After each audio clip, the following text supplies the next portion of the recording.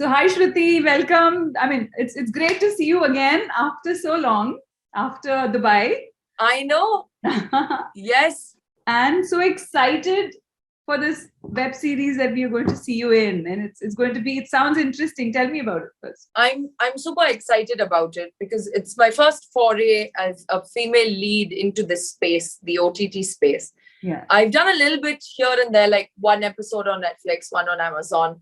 Yeah. But this is like the first full-fledged one. It's a beautiful story. You mentioned you knew the writers. Yes. It's beautifully written. Yeah. It's really, really interesting as a story itself.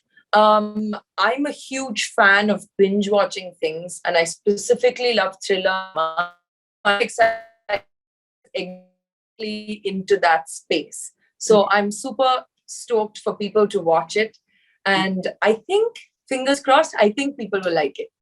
Yeah, because we watched you a bit in Puttam Pudu Kale, which was a bit of a little part of. There was a little in one of the stories you were present. Yes. Yes. And OTT and taking to this medium in such a central way. Is there any difference because you're an artist in the true sense of the term, music, songwriting, across languages, across territories, across the world, you've made a mark for yourself. And now this is exactly a world stage when we look at a medium like OTT. So what is the difference? Is there a pace difference in the way it's narrated? Because you don't want people to move out from the screen. You want them to watch you till, So tell me about that experience. When I never feel, I'm shooting OTT versus I'm shooting a film, because I was shooting this at the same time that I'd started Salar. So Yeah. a character is a character, a story is a story, right? But what is interesting is because of the number of hours you get per episode, when you add them all up, that's what, equal to 2 to 3 films, I mean, well-timed films. So,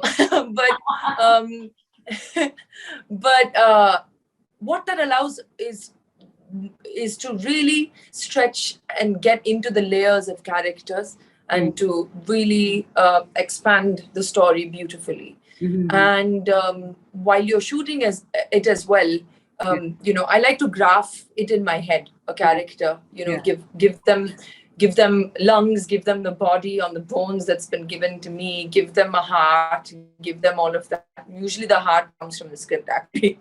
But, to build it. And sometimes, using that analogy, I've only managed to conjure up a malnourished woman, So, in these, and this kind of a setup, you really get a robust story. And I really, really loved that about this. You could see that it's developing so smoothly and in a very, very full and wholesome way as a character, which you rarely get in films. And when we do get them, it's so satisfying for us because we can see that, Yeah. So are you allowed to speak about your character, and if you can share a bit about it? Not too much, but I would say that I play this girl called Neetu, and she's very different to anything I've played before. Okay. And she's very interesting. She's from a smaller town, and she has that beauty that people from small towns have, which is a sense of purpose and confidence that is much greater than those of us who have been corrupted by city life, I would say. And that's a quality that she has, and I've just had the best time playing her. And the more you see the show, you'll know why. Okay, so do you find the difference between a small towner and a not small town person? What is the difference? I do think so. I think there's more hope, because I feel that there is also a value system. The neighbors are closer. The ecosystem of a smaller town or a village is definitely different to a metro, to a big city. And I think that's valid anywhere in the world, like small town America versus New York, small town China versus Shanghai. It's just the same everywhere. And you see that hierarchy even in the cities within our country. Like I'm originally born and brought up in Chennai, and there's few of us who stay back, few of us who leave. It's all very different, but Chennai is so different to Mumbai. You know what I mean? So a small town is definitely, I think there is a sense of मुझे यहाँ से निकलना है, कुछ करना है, कुछ दिखाना है. That is definitely more of a trigger. And you see that in stories across the world, globally, I think. Mr. Anupam Kher said something very interesting to me. He said that the awe factor of a small towner always stays. Because he's not... I'm sorry? The awe factor, the awe that a small towner has, he comes to the big city, is always going to stay in his personality throughout. So he's always going to be amazed. The sense of wonder never loses. He never loses that sense of wonder. Which I think so. Which stays in his personality or her personality. It becomes an intrinsic part of everything, really. Yeah. Okay. Of course, tomorrow is your birthday. So it's happy almost birthday to you. And tell me your memorable birthdays and what do you do usually? What is a birthday Shruti Haasan does on her birthday? What is usually that you do? I love to meet up with the people I love and some friends, and I like to keep it quite simple. I think the last really big birthday bash I had was for my 30th, because I was like, it's here, I'm 30, I think that was definitely memorable because I had friends from all parts of the world for my 30th birthday, and new friends, old friends, and my family. And it was a really wonderful, memorable evening with a giant black cake. And I loved it. And I think before that was my 13th birthday. Because my parents were very kind and understanding, because I said, I never asked for parties much. I was never like, what am I doing for my birthday? I was never that kid. But that year, for some reason, I was like, I'm 30, because it's the start of teen years. And I was so excited. So I wanted a disco-themed party. And I also wanted it to be like a nightclub. But I wanted it to be like, I don't know how I knew what Studio 54 was. And I was just like, I needed to be like that. And they were really sweet. My dad got a set designing person to come and bring the big silver ball and like the smoke and the foam, and it was the best. It's still one of my favorite. But interesting. Almost like astronaut spacesuit kind of dress, and it was bizarre. It was so bizarre for a 13-year-old, but it was amazing. I'll never forget it. You should post something on this. I think people love to, after this interview goes out, and people want to see how you looked that time. I don't have a picture from it, weirdly, but I don't have a lot of pictures from my childhood. But I do remember. And then the birthday, how it ended was my dad's like, your surprise is outside. So I opened the door and he had gifted me a black stallion. So I was, my dad really wanted me to be a pro horse rider. And I used to go to the race club in Chennai, and I got well into it at one point. And then I just kind of felt, you know how it is when you're growing up and you kind of get into things and out of things. But my dad was making a film called Maradanayakam then, and he had become obsessed with it. He was like, I want my daughter to be like a show jumping, horse wielding warrior woman, Okay. What was the horse called? Sultan. Oh, okay. Yeah. Interesting. Okay. And now, interesting. I mean, apart from the fact that, of course, cinema, your cinematic career we'll start talking about now.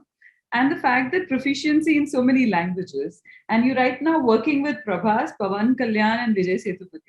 All the three. No. So Pavan Kalyan and Vijay Sethupathi's films have already come out. Yeah. In 2021, I had Crack and my film with Pavan Kalyan Garu released at the same time. And then, which is called Vakil Saab, and did extremely well.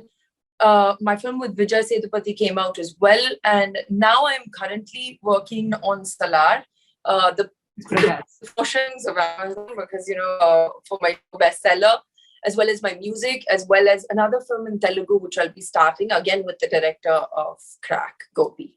Okay, so tell us about Prabhas, working with Prabhas and Salar, the entire experience. It's been fantastic because I really love the director's vision of creating worlds. I loved that in KGF as well. I love films that, you start watching in 5 seconds and you're in this world that they've created. And I think he's very, very successful at that as a director. He spoke with me like right after, I think, the release of Crack, and he narrated the story to me, and I loved it, and I loved the world he had created. It's very interesting, and it's not just, oh, I love my character. I like the whole premise. Like it's a proper action drama world building experience, and I also then got to know the whole team as I started working, and I really, really like them. I love our director, love our DOP, loved working with Prabhas. We still have a lot of shoot left.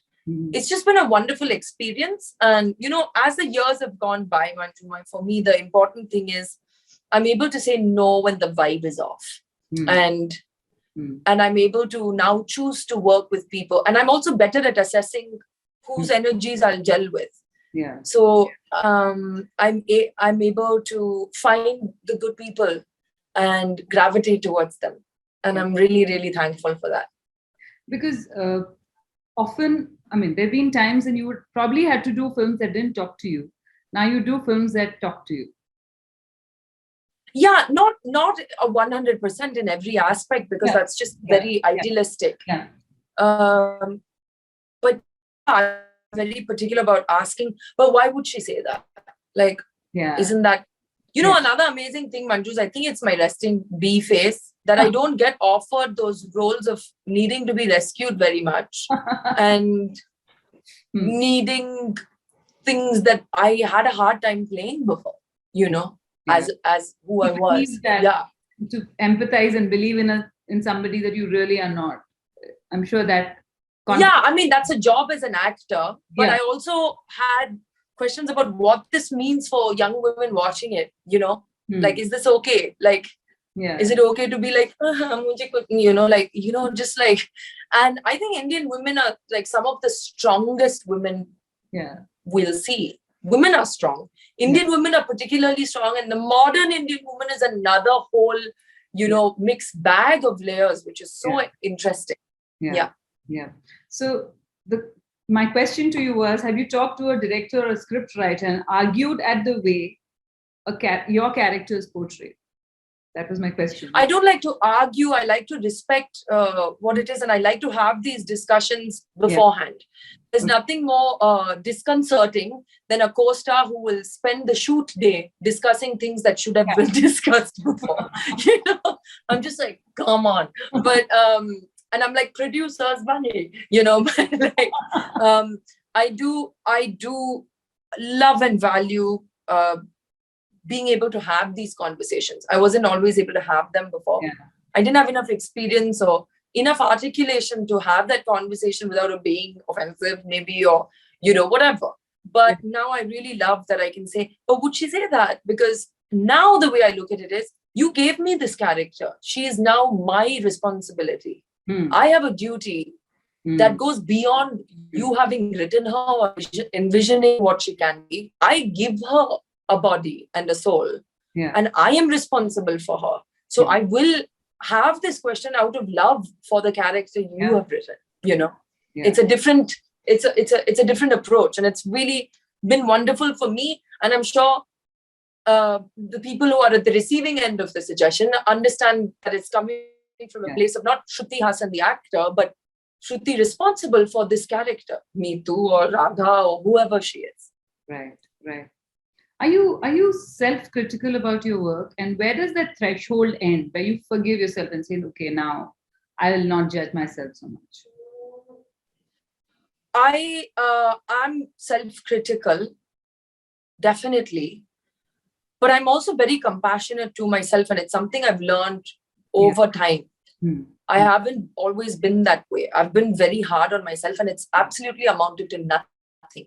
And now except adding to a roster of insecurities that we all have. Yeah. The other thing is, I'm not that critical because I just now enjoy the process. I feel till date that I'm fairly misunderstood as an artist, as a woman, as a person. And that's part of my charm, I've realized, I'm sort of like, everyone doesn't like onion on its own, but you need onion in everything, so that's how I feel. I'm the onion of every good dish. I know people who call themselves potatoes because it goes into every other dish, but the onion, No, it's onion. You can do without potatoes. If you want good khana, you need those onions. You need the vengayam, the pyaj. Otherwise, it's just not that fun. That's how I look at myself. Because, I've had a very tumultuous and kind of weird journey. Yeah. I think I started off with myself, with no training, with no perception of how to deal with it. And then there came the thing of, she's so-and-so's daughter, she must have had it easy. And yes, the door opened extremely easily. But staying there was it was like a night, dark night of the soul experience, because I had to really dig into myself, just stay here and love it for me, and then it stopped mattering. I've never been a critic's darling. I'm here because of my audience and my directors. And so I'm an onion, really, in all of that sense. Okay. How did you learn to be kind to yourself? Because it's very difficult to unlearn that, right? Because if you are geared towards excellence and you want to do well, and then you learn, you might fall, you might get up. And how do you learn to calm down? How did you learn that? Was there? I'm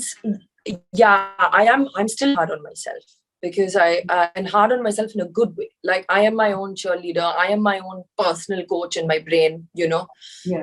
But I learned one thing, and it's something I learned through therapy, and it has greatly helped me. For today, this is enough. You did well. Tomorrow, you'll do more. And you take each day. You do your best today. And for today, go to bed now. This is enough. The day you have a problem is when you say you haven't done enough. And this doesn't mean physically getting up and doing stuff. It's even the thought process. Yeah. How do you choose to think about yourself? How do you choose to think about the people around you and your perception of the world? And really, I say, today, this is enough. You want more, we'll do that tomorrow. And that's how I build each day, really. Okay. And now getting into the music side of you, which is a completely different part of your personality. Here, an actress who's looked after. There is a certain way an Indian film actress is on set, and then you go away. You go to another country, and you live a life which is completely different. Where the interviews that I've seen of you and I've read about is the fact that using public transport, getting into a routine life and weathering it out on your own. So how do these two Shrutis coexist, and beautifully so? I love that experience. It's a completely different experience. I've been a struggling musician. I'm still a struggling musician. That's how I look at myself, especially in the independent music space. Yeah. And I feel that my journey started out as a musician. And there's something very visceral about the experience of music itself, which is, you can add the frills later, but basically it's quite just, it's about doing the work and feeling the emotion, doing the work emotionally, mentally, and physically, and that's been a part of my training from when I was a young musician. So switching back into that was really, really wonderful for me, actually. Just that now I cared a little bit more about how I look on stage, so I was like, I want to look good, because I'm kind of used to that. But other than that, it was amazing. I really loved because of the pandemic, I haven't even been able to visit London, but my last show was in 2020, right before the pandemic hit. And it was amazing because I got to, live another life. And even before I started performing there, it was just lovely for me to to be, I'm still very normal here, whatever that means. But over there, it's even more beautiful. Like to be able to walk. I love walking through cities. I even love walking through Mumbai, Chennai. I love walking through London, going to a cafe, going to a museum, taking public transport, walking it, feeling the city. And I think we miss that a lot in India in general, because we're always in our cars, hopping in and out of places. So that kind of rooted me back. And I always call London my mother city in that sense, because it became like a mother. No, it's like, do whatever you feel like. And I'm here. And come explore, see how warm and lovely this feeling is. So I didn't feel like, oh, where's my assistant? Because I really had nobody. So I wasn't like, where's my assistant, or who's doing my hair and makeup? Like, it was just the music, getting myself to rehearsals. I was performing with two wonderful women. So it was just three of us on stage, and it felt so like powerful and beautiful. So it was just amazing. I miss it a lot. Yeah. And how did that feed into your acting career, or are they like symbiotic to each other? I think that music has had, for me, music drives my characters. Even sometimes I have an idea of, this character, this soundscape. I don't know why I do that, but I automatically say she would sound like this if she were a song, or she would feel like this when she walked in, and it's all orally for me, So I do have that, and I do feel that yes, music has been a great. It's always been a part of me, but I feel now over time that the acting has leaked into my music much more than I anticipated or realized. It allows me to write out of myself as a character. It allows me to embody things in body language and physicality that I wouldn't have had just as a musician. It's more performative as a piece and more theatrical as a piece than if I wasn't an actor. So it's been a mutually beneficial exchange between music and acting for me. Okay. Also, the fact that you are a writer, you are a songwriter, and you are also co-writing a film.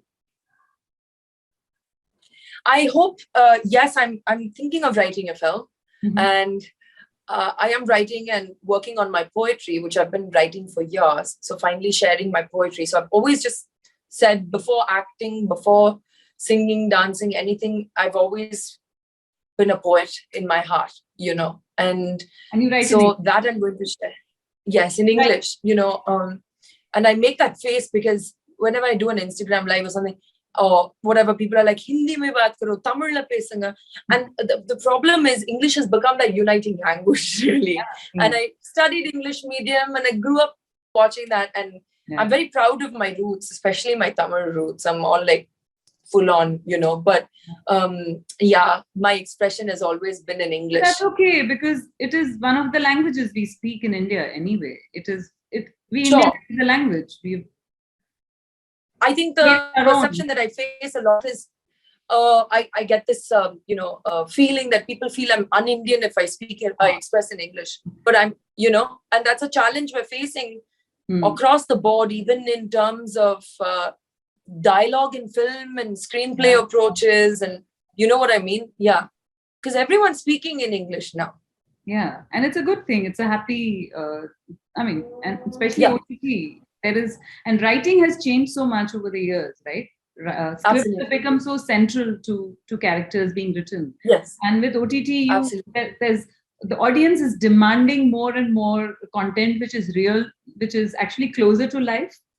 Relatable. So, as an actor and as an artist, how do you see this happy change where script becomes central? It's not the actor, it's not the production house, it's not of course the director, but script becoming such an integral part of anything that is being done on OTT today. Tell me about that. I honestly feel it's not just OTT. See, there are two, it's like camps of people, right? There are people who say, it's my story. It's the story that counts, right? And you have huge directors like Rajamouli Garu, who is a story-based director.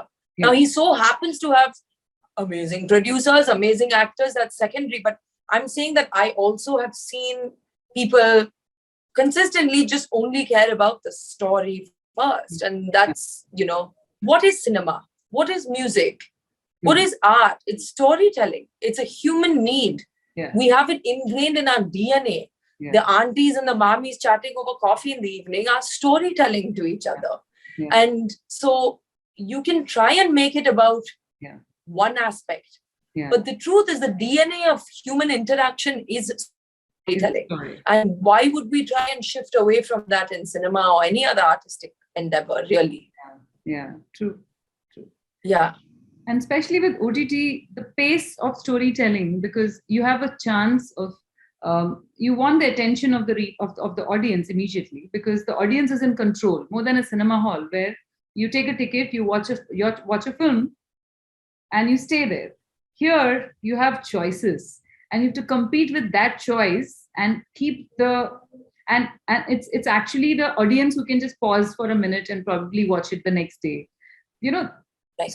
So scripts, and I'm sure a lot of performances and a lot of things happen taking that into consideration, because the audience becomes a very important part. Of course, always been important, but there is a chance the audience participation in an OTT. Well, I think the apt way to put it is the transference of power into the audience's hand has become more.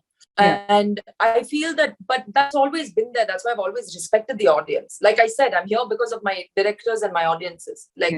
I'm very clear about that ecosystem in my head. Yeah. You feel that they couldn't walk out of the theater. I've seen people walk out of my movies, so that option was, always there. And I also feel that there's been a new lease of life. See, people want choice across the board. Not just in what they watch, in what they shop, in what they eat, in what they want in their car. People are shopping for partners, metaphorically speaking, currently, through dating apps and matrimony sites. You're not shopping as in with trash. I mean, you are looking for choices. The choices are innumerable at this point in time in history. And I feel that whether you're making a film or making an OTT series, you want to be able to do the best you can and tell that story without actually considering these things. That's how I look at it. Having said that, I've also seen that films have got a new lease of life, which they didn't have theatrically now because of these platforms, which is also an added benefit, because this choice that could so very much scare us, they can hit pause and go on to the next show. But the same avenue offers for us to be found again. And the patience. Yes. Yeah. Yeah. Definitely. And today, because of OTT to a large extent, there is so much of cross-cultural content happening. And you've been... Yes. Tell us about your international projects. What is that you're doing? So I'm not doing anything internationally currently. The last one I did was Treadstone. Yeah. And I was really excited. It was a small part, but I've loved the Bond series, and I was just really happy to play a part. And you know what? I was so happy that I wasn't playing the Indian, sweet Bahu, adapting to her foreigner husband, or the lady who sells the spices and does yoga. It was none of that, or the 7-Eleven auntie. It was none of that. It was, she could have been from anywhere. She just happened to be from India. And she was really a bad bee, and she was on one and having the best time in life being an assassin, and I just thought, this is so cool. I want to do this. And it was just, I think, I'm so sorry. It was just a very, I want to try this. This is what I want to try. Yeah. Okay. And whatever else is interesting in the future in international projects, I'll definitely be doing. But right now, my focus is just on finishing these projects, because the pandemic has completely thrown us off. Yeah. So my focus has very much been, let me just do what I'm doing.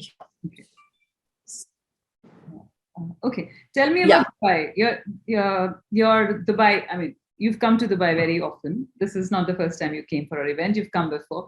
Tell me about your memories of Dubai and what you associate the city with. So I actually discovered Dubai very, very late in my life compared to other people. Okay. My parents, we never came on a holiday there. So it's only after I started working really that I came to Dubai. And I think that it's a very, I love, especially now over the years. It's not just, before this, it was like, let's go to Dubai to shop and like see this cool place and like jump off something or see the tall building. And now it's so much more than that. I feel like it's very much from my last visit, which was also super exciting to me because it was the first time I went out after the pandemic. So out of the country. I feel that what was really amazing to see was how much of a cultural hub it had become, a global cultural hub. So much art, so much different, food, cultural experiences, and groups of people forming to do their own things, like, be it in fashion, be it in food, be it in art. So I think that Dubai has sort of really lived up to that. It's at a geographically at a very interesting point anyway, and now I think it's not just about the opulence, because Dubai has always been opulent to all of us outside of Dubai, but it's now, mixing its own heritage with this global influence influx. It's really beautiful to see. Another thing that I mean, you addressed it too. The pandemic also had a lot of, it threw up a lot of course, I would think that people are more kinder and should be more kinder and compassionate after the pandemic, or, probably because there's a lot not happened, but moving on. That's an ideal idea. But I'm coming to the issue of mental health, because a lot of people who were home for longer hours for years, probably, I can say 2 years. Dubai has been lucky that way. We were locked down for 1 month, that's all. And then we were back to work and functioning as usual, which was not like that in other parts of the world, including India. And mental health has been an issue that you've addressed in the past as well. But the pandemic also brought a lot of it to the fore. People did confront their demons in front. I mean, and it wasn't easy. So tell me about that. I think that in the pandemic has been taxing and trying for everyone, to say the least. But what it has done is it has started the process of destigmatizing, speaking about mental health concerns. And I think all over the world, and even culturally, we've always had the issue of which your family loves you, and we're a unit. We're quite, culturally wound into each other, So what do you mean? Why are you unhappy? Like, why can't you talk to your mom about it? But your mom isn't a health expert. She's your mom and she loves you unconditionally, but she doesn't have the tools, and she shouldn't have the tools to have to do that, Say, case in point, recognize a chemical imbalance, or, understand the difference between anxiety or depression, or, And I think that the thing that has come to the forefront with the pandemic is not only speaking about mental health and people acknowledging the things that trouble them, but also a great spotlight has been shed on children in the pandemic and early development. And what does that mean? What does that mean? And if anyone has been in therapy like me will know that it all starts there. Our formative years form a full chunk of who we are as adults, as we know, but we take that for granted. So I think speaking about child mental health, what does it mean? Teenagers, adolescents, what does it mean to be able to speak about it and seek the help you need? And when people have a stomach ache, the first day they might be like, oh, I don't feel so good. I'll have a soup, have a pill the next day. Third day, you go to the doctor. But, when it comes to mental health, there is a buck up, come on, keep calm, keep carrying on mentality. And there's a fake positivity. This fake positivity. Be positive, stay positive. It's not possible. It's not possible. It's not sustainable. See, what we want is, we want a sense of well-being and goal making that is sustainable. And for me as a person who, for many years, I came from a background in a home where, we very much were open about mental health and talking about it. And I went to therapy when my parents split up because they felt it was the right thing for me to be able to talk to someone outside about it. But even it took me a really long time to say, you know what, I need to sit down and do this as a discipline. and do it for myself. And the reward that I've had from it for my own life has been amazing. And to be able to say, well, you are suffering from anxiety, and here are the toolkits. Here are your options. How do you want to deal with it? And it's like, it's amazing. It's really amazing. So when I got into this for myself, I just felt it was imperative that I talk about it and like share it with other people that, this is an option. Let's talk about it. And you've always been honest, no? That has been part of your personality. You've been brutally honest.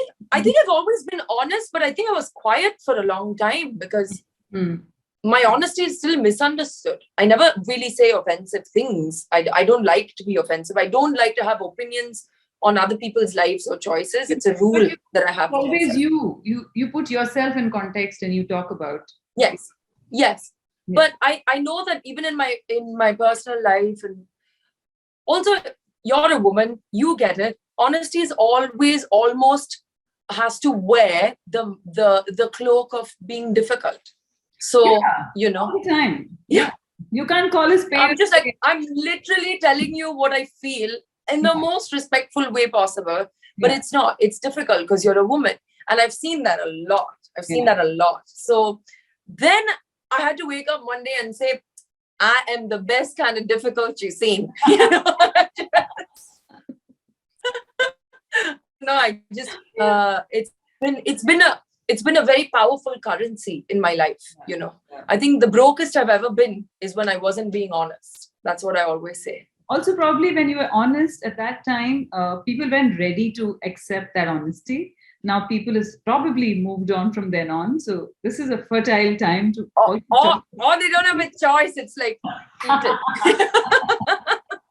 don't know. Either way, I'm happy. People are happy. We're good. Because you didn't speak about body image at a time when people never addressed an issue like that. They would sweep it under the carpet and not talk about it, right? Well, the funniest thing is it started very early in my career because I'd done my first film with my old nose, and then in my second film I had a new nose, and I was like, how am I not going to talk about, like, it literally didn't make sense for me, like the logic of it, like it would be so illogical for me to not talk about it. So it was not some great honesty body image thing as much as now I understand the ramification. That time I was just like, it would be really silly of me to lie about this. Then I was like, oh my God, everyone's lying about it. And I was like, okay, done. And we've also spoken earlier, and I think it's one of something very beautiful that you mentioned about dumbing down. Yeah. Dumbing down because you don't want to intimidate people, so you want to be included. So you don't show off. Not show off. You don't express your intelligence. So I'm sure it's not. I think intelligence is very relative, very subjective. So I mean, it's not about. I never go into a room thinking I know more than you. Yeah. I like to go into a room thinking there's a lot I don't know, and what can I get from this room? As a rule for myself. And the other thing is, I do feel that I was fortunate enough to kind of grow up in a home and then go to the kind of school where like weirdness was really celebrated. And my teachers were amazing. And they were like, what do you think? You don't hear teachers ask, how do you feel about that? What do you think? Even if it was us deciding a curriculum, like which chapter should we study first? They'd be like, would you guys be okay with that? What do you think about it? It was never just given to us. And the real rude awakening for me was, and then I went to music school. Again, beautiful environment, artistic, amazing. And then I went into I came into the film industry, and I had a very different idea of it from the lens of my parents and the lens of my dad. And I didn't know enough about it. I didn't know enough about people. Because I'd only been associating with people that were like me, because I was very firm making that choice. And when I joined the film industry, the first time in my life, I had to hang with people I didn't particularly like sometimes. And I had to I didn't have a choice in it. And I also met the people who have helped shape me to be the professional and the kind of person that I am. And some of those knocks were really hard knocks. So I wouldn't have it any other way. But it was a difficult journey in terms of honesty and communication. And I think I became a better actor only when I started becoming a more honest person, because that was blocking even me just performing better. Do you know what I mean? Like, and every time I was on a movie set where somebody believed in me and was willing to listen to me, I did really well in the movie. Do you know what I mean? So I was like, so that's the formula.